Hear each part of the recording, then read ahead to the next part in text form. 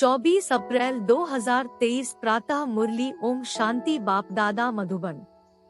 मीठे बच्चे अपनी दिल से पूछो, हम ज्ञान की खुशबू फैलाने वाले खुशबूदार फूल बने हैं, सदा अच्छी खुशबू फैलाते रहो। प्रश्न: किन बच्चों की अवस्था बहुत मस्त रहती है? गैलप करने का आधार क्या है? उत्तर: जो अच्छे अच्छे फूल हैं, जिनकी बुद्धि में ज्ञान का मंथन चलता रहता है, उनकी अवस्था बहुत मस्त रहती है। ज्ञान और योग की शिक्षा दे खुशबू फैलाने वाले बच्चे बहुत प्रफुल्लित रहते हैं। गैलप करने का आधार है सच्चे परवाने बनना, माया के तूफानों से सदा बचकर रहना, श्रीमत पर चलते रहना है। गीत: महफिल में जल उठी क्षमा। ओम शांति। चैतन्य परवानों ने गीत सुना। परवाने कहो व फूल कहो, बात एक ही है। बच्चे समझते हैं हम सचमुच परवाने बने हैं, या फेरी लगाकर चले जाते हैं, क्षमा को भूल जाते हैं। हर एक को अपनी दिल से पूछना है कि हम कहाँ तक फूल बने हैं और ज्ञान की खुशबू फैलाते हैं। अपने जैसा फूल किसको बनाया है? यह तो बच्चे जानते हैं। ज्ञान का सागर वह बाप है, उनकी कितनी खुशबू है। जो अच्छे फूल व परवाने हैं, उनकी जरूर अच्छी खुशबू आएगी। वह सदैव खुश रहेंगे, औरों को भी आप समान फूल व परवाने बनाएंगे। फूल नहीं तो कली बनाएंगे। पूरे परवाने वह है जो जीते जी मरते हैं, बलि चढ़ते हैं अथवा ईश्वरीय औलाद बनते हैं। कोई साहूकार किसी गरीब के बच्चे को गोद में लेते हैं, तो बच्चे को उस साहूकार की गोद में आने से फिर वह माँ बाप ही याद आते रहते हैं। फिर गरीब की याद भूल जाएगी। जानते हैं कि हमारे गरीब माँ बाप भी हैं, परंतु याद साहूकार माँ बाप को करेंगे जिससे धन मिलता है। सन्यासी साधु आदि है, वह भी साधना करते हैं मुक्तिधाम में जाएं। सभी मुक्ति के लिए ही पुरुषार्थ करते हैं, परंतु मुक्ति का अर्थ नहीं समझते। कोई कहते ज्योति ज्योत समाएंगे, कोई समझते पार निर्वाण जाते हैं। निर्वाण धाम में जाने को ज्योति में समाना व मिल जाना नहीं कहा जाता है। यह भी समझते हैं हम दूर देश के रहने वाले हैं, इस गंदी दुनिया में रहकर क्या करेंगे। बच्चों को समझाया है, जब कोई से मिलते हो तो यह समझाना है कि यह बना बनाया ड्रामा है। सतयुग, त्रेता, द्वापर, कलयुग, यह है संगम युग। सतयुग के बाद त्रेता का भी संगम होता है। वहाँ युग बदलता है, परंतु यहाँ कल्प बदलता है। बाप कोई युगे युगे नहीं आते हैं, जैसे मनुष्य समझते हैं। बाप कहते हैं जब सब तमो प्रधान बन जाते हैं, कलयुग का अंत होता है, ऐसे कल्प के संगम पर मैं आता हूँ। युग पूरा होता है तो 2 कला कम होती है। यह तो जब पूरा ग्रहण लग जाता है तब मैं आता हूँ। मैं युगे युगे नहीं आता हूँ। यह बाप बैठ परवानों को समझाते हैं। परवानों में भी नंबरवार है।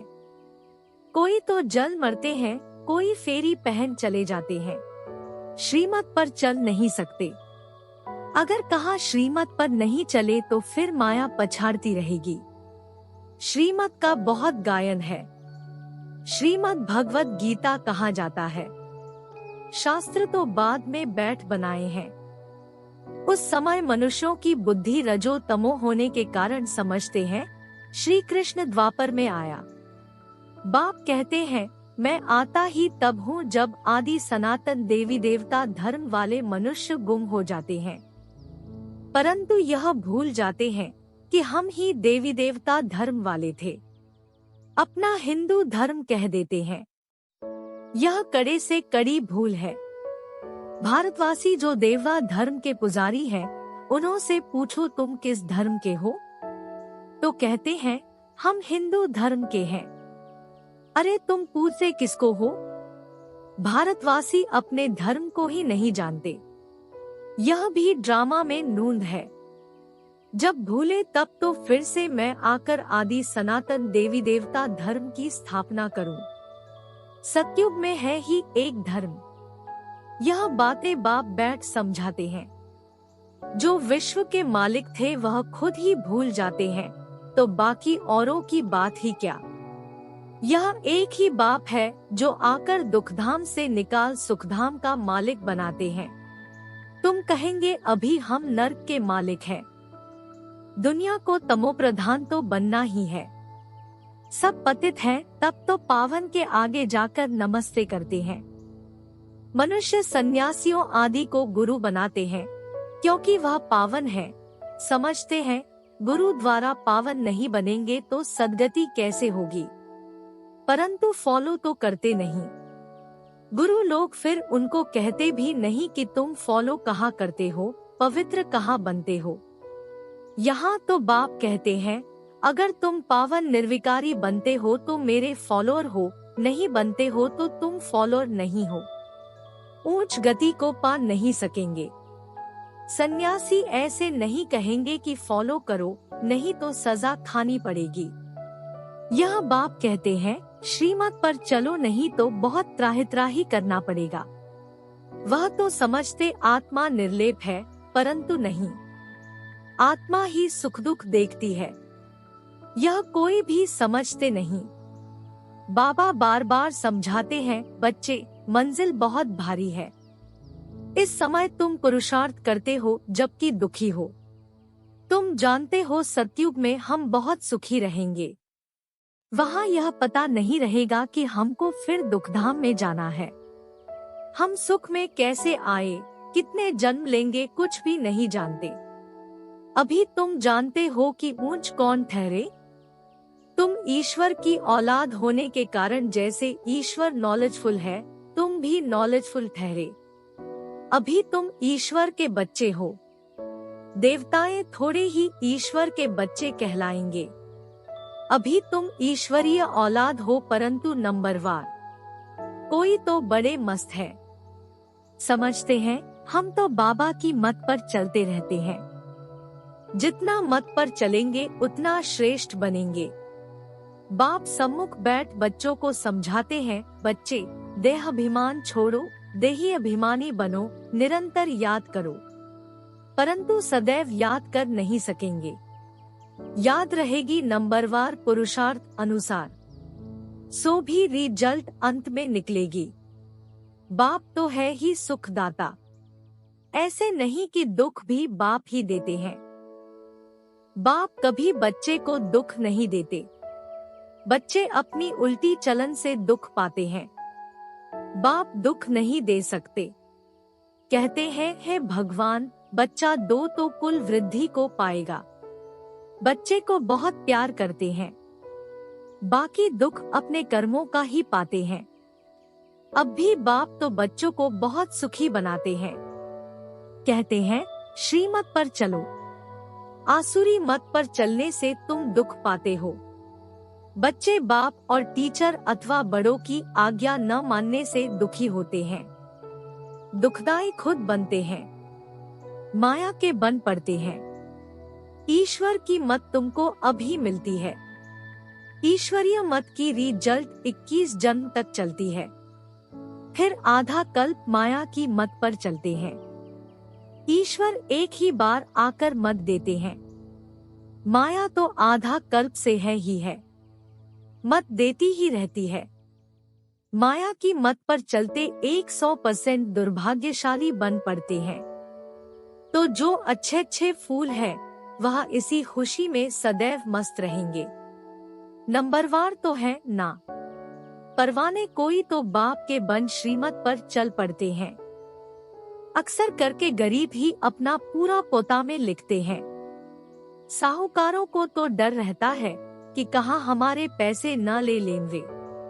साहूकारों के लिए बड़ा मुश्किल है। बाप कहते हैं मैं गरीब निवाज हूँ। दान भी हमेशा गरीब को ही किया जाता है। सुदामा की बात है ना। चावल चपटी ले उनको महल दे दिए।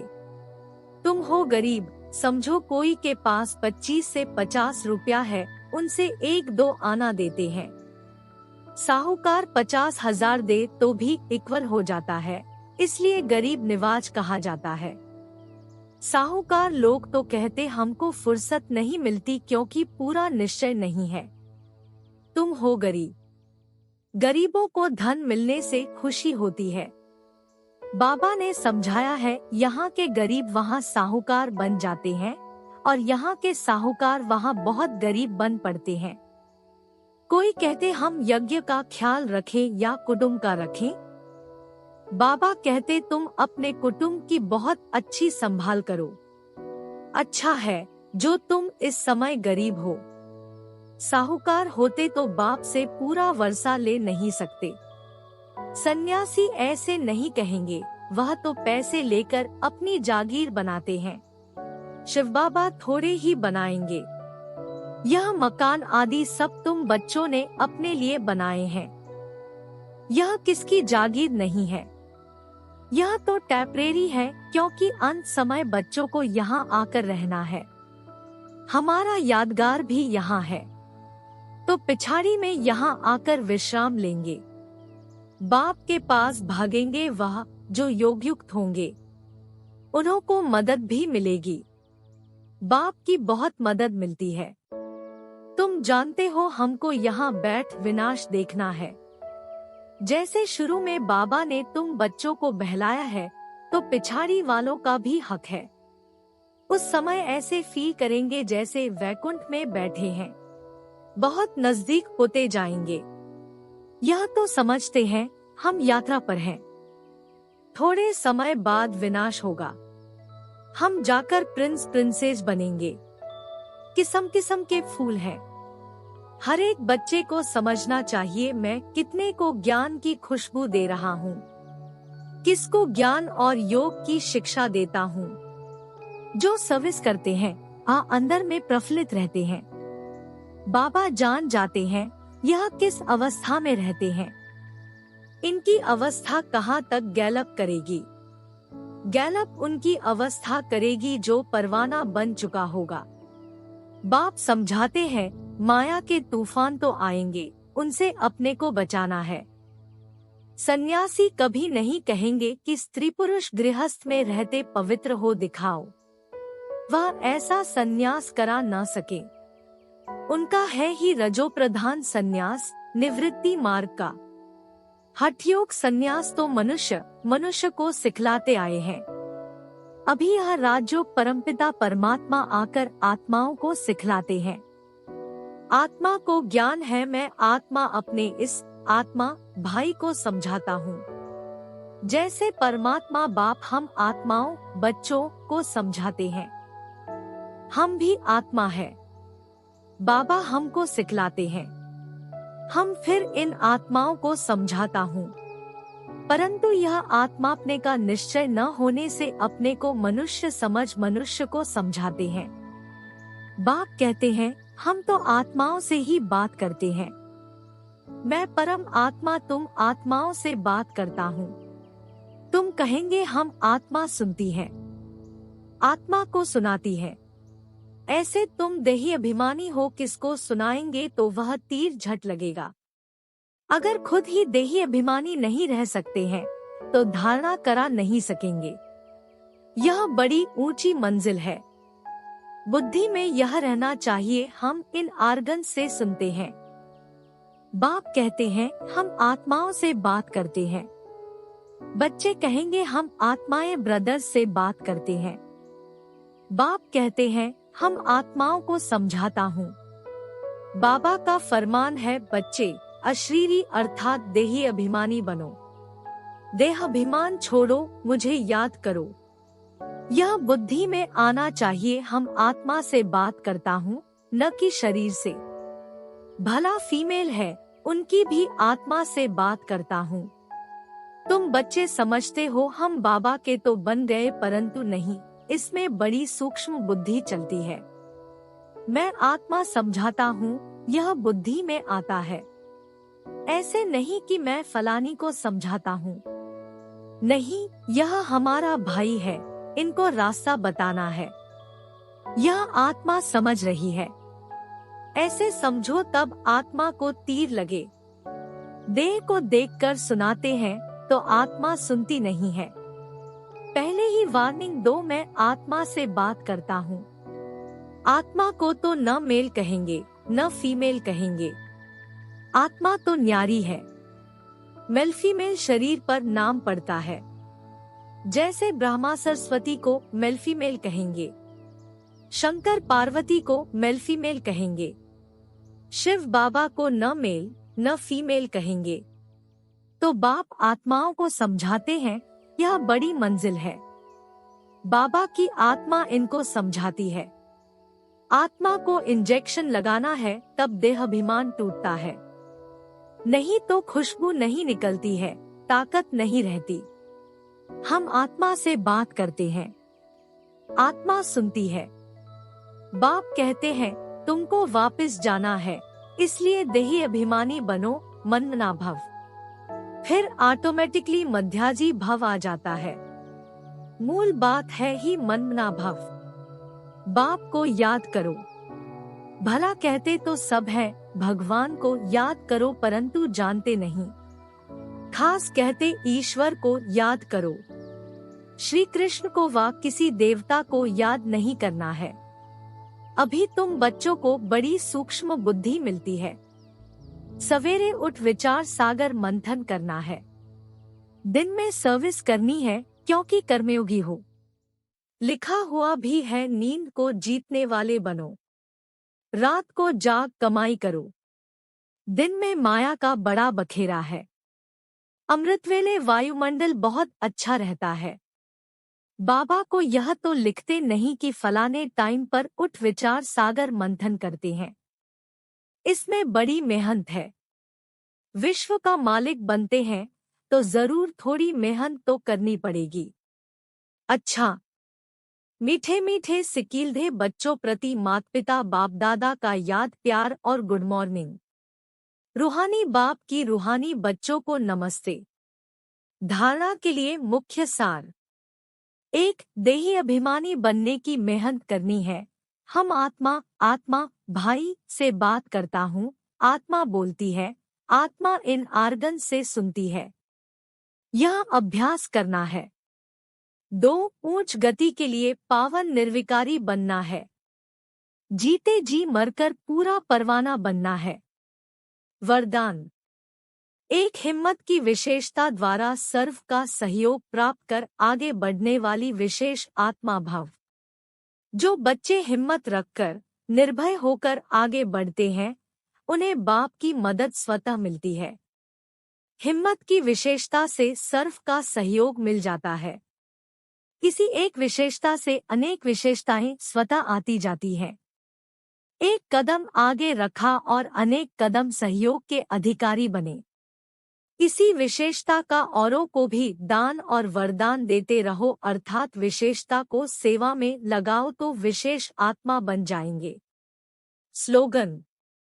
बुद्धि से इतने हल्के रहो जो बाप अपनी पलकों पर बिठाकर साथ ले जाए।